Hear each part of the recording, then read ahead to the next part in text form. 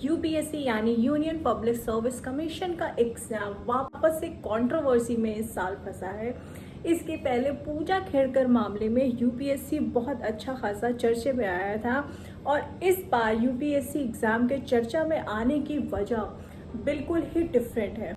UPSC हमारे देश का सबसे ज़्यादा प्रेस्टिजियस एग्जाम माना जाता है और यहाँ पर एग्जाम्स को क्वालिफाई करके ही बनते हैं हमारे ब्यूरोक्रेट्स, जो हमारे पूरे सिस्टम का स्टील फ्रेम कहलाते हैं।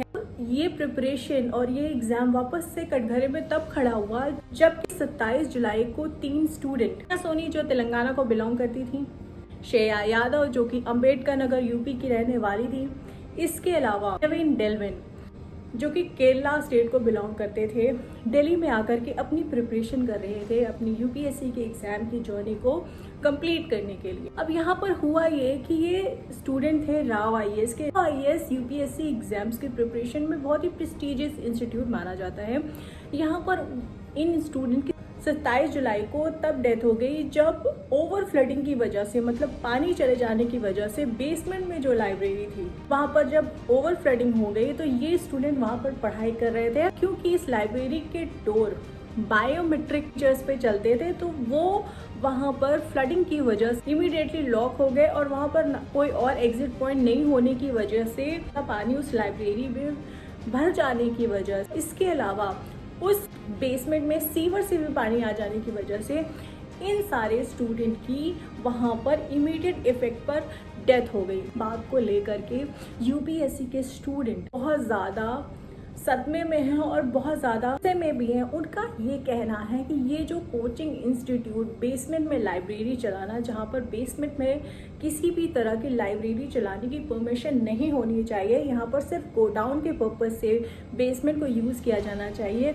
ये कोचिंग को चलाने वाले, इतनी प्रेस्टिजियस कोचिंग को चलाने वाले इनके बड़े बड़े मालिक ऐसे इस सिस्टम के लूप होल से बच के निकल जाते हैं। उनके ऊपर सालों साल से कोई लीगल एक्शन नहीं लिया जा रहा है क्योंकि ये प्रैक्टिस सालों साल चलती चली आ रही है। पर स्टडी करने वाले स्टूडेंट का ये भी कहना है कि ये बात तो सिर्फ राव आईएएस की है, जहाँ पर के इंसिडेंट हो गया तो ये बातें लाइट में आ गई। इस पूरे करोल बाग या ओल्ड राजेंद्र नगर में जहाँ पर ये पूरी कोचिंग की इंडस्ट्री चलती है, जो यूपीएससी के लिए स्पेसिफिक ओल्ड राजेंद्र नगर को यूपीएससी की कोचिंग का हब माना जाता है। यहाँ पर बहुत ही प्रेस्टिजियस कोचिंग मौजूद है, जैसे राव आईएएस, बाजीराम और Ravi, vision IAS, Ramesh Singh economics classes, next IAS और इसके अलावा भी बहुत सी बड़ी बड़ी कोचिंग यहाँ पर मौजूद है जहाँ पर स्टूडेंट पढ़ाई के लिए जाते हैं।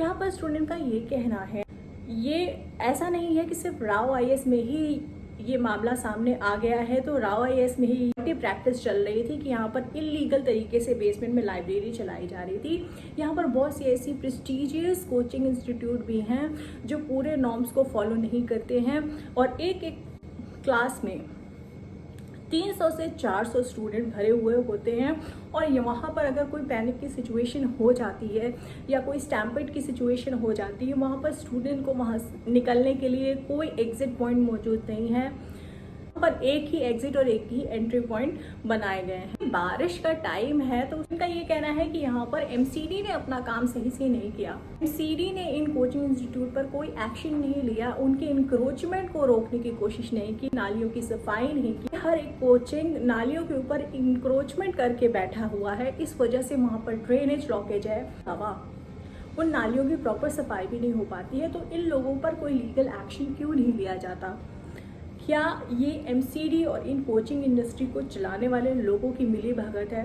इन यूपीएससी की प्रिपरेशन कराने वाले जिनके सिलेबस में एथिक्स का भी एक पेपर होता है, यूपीएससी का जब एग्जाम दिया जाता है तो यूपीएससी एथिक्स का भी एक पेपर लेता है। यहाँ पर एक स्टूडेंट को, एक ऑफिसर को कुछ वैल्यूज कंटेन करना जरूरी समझा जाता है और उन वैल्यूज़ के बारे में ही इस पेपर में सिखाया जाता है और फिर उसी का एग्ज़ाम यूपीएससी लेती है। तो इन कोचिंग और इन सारी कोचिंग्स में इस एथिक्स के पेपर को पढ़ाया जाता है। डिज़ास्टर मैनेजमेंट, जैसा एक सब्जेक्ट होता है जहाँ पर स्टूडेंट्स से एक्सपेक्ट किया जाता है कि एक ऑफिसर बनने के लिए उन्हें डिज़ास्टर को मैनेज करने की बेसिक समझ होनी चाहिए। यहाँ पर उसका भी एग्ज़ाम लिया जाता है और उनको पढ़ाने वाले होते हैं इन्हीं कोचिंग इंस्टीट्यूट में रहने वाले टीचर्स। उनके चेयरपर्सन वो किसी न किसी तरह से इन सारी चीज़ों से कनेक्टेड होते हैं। कोचिंग में ही, सेटअप में ही डिज़ास्टर को मैनेज नहीं कर पा रहे, अपने अंदर ही एथिक्स की वैल्यूज़ इनकलकेट नहीं कर पा रहे हैं, तो वो स्टूडेंट को किस बेसिस पर इसकी एजुकेशन दे आगे जाकर के एक अच्छा ऑफिसर बन पाएगा। यहाँ पर बात सिर्फ कोचिंग इंस्टीट्यूट की नहीं है कि स्टूडेंट के हालात ख़राब सिर्फ कोचिंग इंस्टीट्यूशन में ही है। ओल्ड राजेंद्र नगर की हालत ये है कि जैसे ही आप ओल्ड राजेंद्र नगर में वो एरिया में जहाँ पर ये कोचिंग इंडस्ट्री चलती है एंटर करोगे तो हर एक कदम के साथ अगर आप लेफ्ट पे देखो या राइट पे देखोगे आपको 1 बाय 1 एक करके कोचिंग अलग अलग नाम से दिखाई पड़ेगी। ये बड़ी कोचिंग्स में भी 300 से 400 स्टूडेंट्स को एक क्लास में बिठाया जाता है। किसी भी तरह का प्रॉपर पॉइंट नहीं होता है या फिर एक ही एग्जिट पॉइंट होता है। यहाँ पर कोई मैनेज की सिचुएशन को पता नहीं वो कैसे मैनेज करेंगे, ये वही जानते हैं। इनमें लाइब्रेरी का चलाना, बेसमेंट में क्लासेस का चलाना चलता रहता है। बाकी सारे सीजन्स में तो शायद ये जो लूप होल है वो छुप भी जाए, लेकिन बारिश के सीजन में ये सारे लूप होल हमारे सामने बाहर निकल के चले आते हैं, क्योंकि बारिश का सीज़न ऐसा सीज़न है कि ओल्ड राजेंद्र नगर के एरिया में अगर आधे घंटे की भी बारिश हो जाए तो एक नॉर्मल हाइट के बंदे को घुटनों से ऊपर पानी मिलेगा ही मिलेगा। सिर्फ आधे घंटे की बारिश में ओल्ड राजेंद्र नगर जैसे पॉश एरिया में घुटनों से ऊपर पानी मौजूद होगा। और ये पानी क्योंकि ओल्ड राजेंद्र नगर का एरिया काफ़ी निचले स्तर पे है, लेवल उसका काफ़ी नीचे है रोड से, इस वजह से रोड का भी पानी होके इस एरिया में ही आता है और बहुत स्पीड से आता है। अब आप ये सोचो कि इसी स्पीड से और इसी फ्लो से अगर वो पानी कोई ऐसे कमरे में घुस जाए जहाँ से बाहर निकलना एग्जिट पॉइंट मौजूद ना हो, तो मुश्किल होगा और वहाँ पर मौजूद लोग या मौजूद स्टूडेंट दम घुटकर ही मर जाएंगे। इस बात का ख्याल ये एथिक्स और डिजास्टर मैनेजमेंट जैसे सब्जेक्ट को पढ़ाने वाले टीचर्स या कोचिंग इंस्टीट्यूट के मालिकों ने क्यों नहीं रखा। यहाँ पर सिर्फ कमी ये नहीं है कि स्टूडेंट की हालत इन कोचिंग इंस्टीट्यूट के अंदर खराब है, उन पीजीज में भी है, उन रूम्स में भी है जहाँ पर ये अपने घरों से आकर के स्टे करते हैं, पढ़ाई को कैरी फॉरवर्ड करते हैं। यहाँ पर बच्चों से 15 से 16 हज़ार रुपये एक रूम का रेंट लिया जाता है और उस रूम की भी हालत बहुत ही ख़राब होती है। पहली बात तो उसमें कोई वेंटिलेशन नहीं होता, उसमें डंपिंग आपको देखने को मिल जाएगी। बहुत कॉम्पैक्ट होते हैं और बहुत छोटे होते हैं। उस कॉम्पैक्ट रूम की एक बच्चा कीमत देता है 15 से 16 हज़ार रुपये, क्योंकि बच्चे यूपीएससी की तैयारी में यूजुअली अकेले रहना ही प्रेफर करते हैं। उनका ये थॉट होता है कि हम अकेले रह कर के ज़्यादा अच्छी अपनी स्टडी पे फोकस कर पाएंगे इंस्टीड ऑफ किसी के साथ रूम शेयर करने। फूडिंग भी यहाँ पर बहुत महंगी है। कम से कम एक एवरेज बच्चे का सिर्फ वो अगर खाना 2 टाइम का खाता है तो 7 से 8 हज़ार रुपये उसके खाने में चले जाते हैं। खाना भी बहुत महंगा है और वो क्वालिटी प्रोवाइड नहीं की जाती है जो एक स्टूडेंट के लिए ज़रूरी होती है, या फिर सारे अच्छे खासे पैसे स्टूडेंट से लेने के बाद भी उनको वो फैसिलिटी अवेलेबल नहीं होती है। ये जो पूरी इंडस्ट्री बनी हुई है ये कई चीज़ों से मिलकर के बनी हुई है, क्योंकि इस एग्ज़ाम में बुक्स का, स्टेशनरी का भी बहुत रोल है। तो यहाँ पर जितने भी आप बुक शॉप ओनर भी देखोगे ना, तो उन ओनर्स में भी बहुत ही ज़्यादा एरोगेंस होता है। उनका ये हाल होता है कि अगर आपने किसी बुक पर आपने कोई बुक लेनी चाहिए, बार्गेनिंग करने की कोशिश की, तो वो तुरंत आपको वहाँ रफा दफा कर देते हैं। उनका कहना ये होता है कि लेना हो तो लो, नहीं तो तुम्हारे पीछे 100 लोग और खड़े हैं, मैं बार्गेनिंग नहीं करूँगा, इतना टाइम मेरे पास नहीं है। इसके अलावा वहाँ पर हेल्थ केयर सिस्टम भी काफ़ी महंगा है। ओल्ड राजेंद्र नगर के एरिया में जो भी मेडिसिन मिलती हैं वो बाकी दिल्ली के एरिया से 10-20 रुपये 50 रुपये महंगी ही मिलती हैं। और यहाँ पर उन मेडिकल शॉप ओनर का भी रवैया है कि लेना हो तो लो, नहीं तो तुम्हारे पीछे 100 और खड़े हैं के लिए तैयार है। तो इस तरह का एटीट्यूड इस पूरे इकोसिस्टम में, वो इकोसिस्टम जो एक स्टूडेंट से चलता है, स्टूडेंट ही उस इकोसिस्टम का बेस है, उस स्टूडेंट के साथ इस तरह का बिहेवियर उस पूरे एरिया में किया जाता है। इन सब बातों को ही लेकर के स्टूडेंट आजकल ओल्ड राजेंद्र नगर में प्रोटेस्ट कर रहे हैं। उनके साथ जस्टिस होना चाहिए, इस तरह की नाइंसाफ़ी उनके साथ नहीं होनी चाहिए। यहाँ पर हर एक स्टूडेंट मिनिमम 2 लाख फीस अपनी कोचिंग इंस्टीट्यूट की देता है और उसके अलावा 25 से 30 हज़ार रुपये वो भरता है महीने के एरिया में खुद को मिनिमम सर्वाइव करवा पाने के लिए, और इसके अलावा अगर उसके कुछ खर्चे होते हैं तो वो उसके ऊपर है।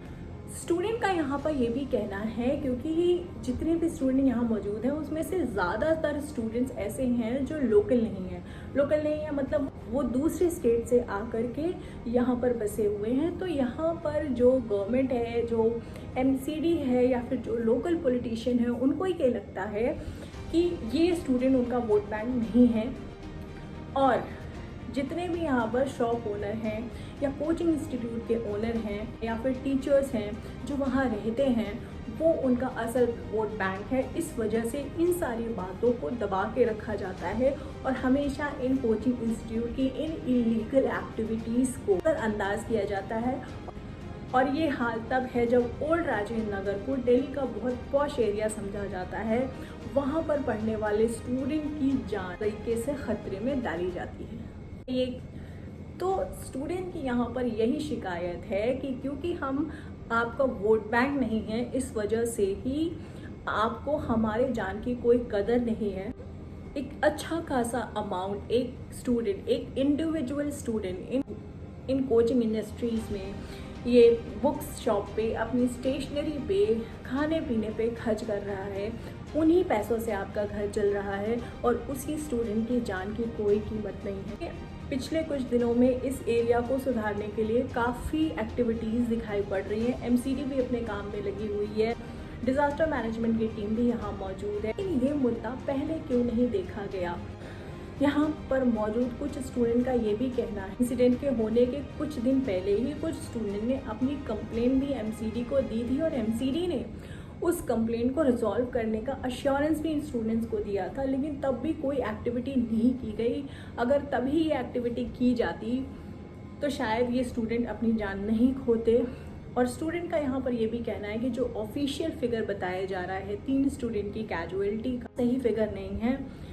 इसके अलावा भी बहुत से स्टूडेंट्स ऐसे हैं जिनकी जान गई है जो ऑफिशियल नहीं किए गए हैं। नंबर जो भी हो, अगर एक स्टूडेंट की भी जान सिस्टम फेलियर की वजह से जाती है तो वो सिस्टम फेलियर ही है। कोई ज़रूरी नहीं है कि 150 स्टूडेंट अपनी जान दे करके दिखाएंगे तभी सिस्टम की आंखें खुलेंगी। ओल्ड राजेंद्र नगर में अपनी दुकान चलाने वाले, अपनी कोचिंग चलाने वाले, अपनी फूडिंग और लॉजिंग का बिजनेस चलाने वाले जितने भी लोग इस वीडियो को देख रहे हैं, वो इस बात को समझ लें कि आपकी रोजी रोटी इन स्टूडेंट की वजह से ही चल रही है। और अगर ये स्टूडेंट यहाँ आना बंद कर देंगे तो आपके घर चलना मुश्किल हो जाएंगे। तो स्टूडेंट को प्रेफरेंस देना, स्टूडेंट के साथ एक अच्छा बिहेवियर रखना, उनको एक अच्छा एटमॉस्फेयर देना आपकी जिम्मेदारी है।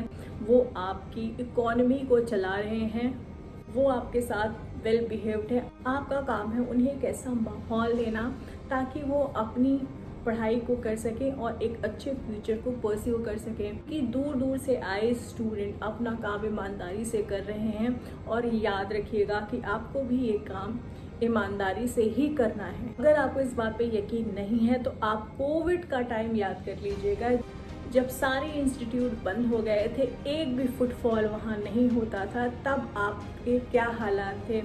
कोचिंग इंडस्ट्रीज तो फिर भी किसी तरह चल रही थी, वहाँ पे मौजूद शॉप ओनर, वहाँ पे फूडिंग और लॉजिंग के क्या हालात थे। कोचिंग इंडस्ट्रीज ने अपनी फ़ीस को भी डाउन कर दिया था। इस बात को हमेशा याद रखिएगा। आप अगर इन स्टूडेंट की बातों पर और इनकी मांगों पर ध्यान नहीं देंगे तो वो दिन दूर नहीं है, यहाँ पर एक भी स्टूडेंट नहीं आएगा, कोई भी पेरेंट अपने बच्चे को यहाँ पर नहीं भेजेगा। वो अपने बच्चे से ये तो कह सकता है कि UPSC नहीं करना है, लेकिन वो अपने बच्चे की जान को दांव पर नहीं लगाएगा। तो अभी भी वक्त है, अपने बिहेवियर में सुधार ले आइए और इन स्टूडेंट्स की मांगों को मानिए। भी ऐसा डिमांड नहीं कर रहे हैं जो अनयूजुअल है, वो वही डिमांड कर रहे हैं जो एक ह्यूमन राइट है।